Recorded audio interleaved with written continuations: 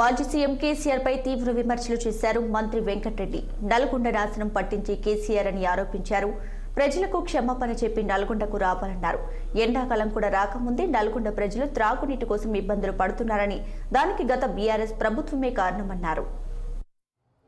లేకపోతే జగ్జీవనాథ్ చౌదరి దగ్గర ఒక కుర్చీ, ఒక పింక్ కలర్ టవల్ వేసి పెట్టాలని మా టౌన్ కాంగ్రెస్ ప్రెసిడెంట్, మా మున్సిపల్ చైర్మన్, వైస్ చైర్మన్ కూడా చెప్తున్నా. ఒక కుర్చీ వేస్తాం, దాని మీద టవల్ వేసి, పింక్ టవల్ వేసి కేసీఆర్ బొమ్మ పెడతాం. బొమ్మని చెప్తున్నాం.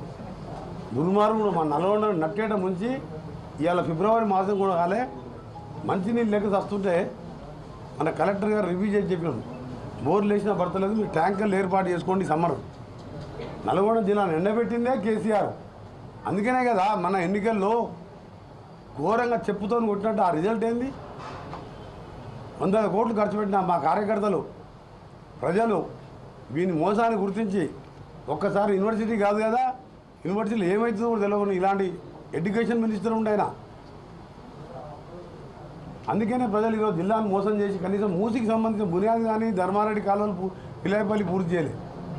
మూసి వాటర్ ఇలా మూసిని సుందరీకరణ చేసి 1000 కోట్లు బడ్జెట్లో పెట్టినాం. అక్కడికి ఎస్టీపీలు పెడితే మా నల్గొండకు కూడా రేపు క్లియర్ వాటర్ వస్తుంది. మూసి అనేది అది డ్రింకింగ్ వాటర్ ప్రాజెక్ట్ నిజాం కాలంలో వికారాబాద్లో పుట్టి నేరేడు జిల్లాలో మళ్ళా కృష్ణాలో కలిసే ఏకైక తెలంగాణలో ఎండ్ అయ్యే రివర్ అది మూసి. లేకపోతే జగ్జీవనాథ్ చౌదరి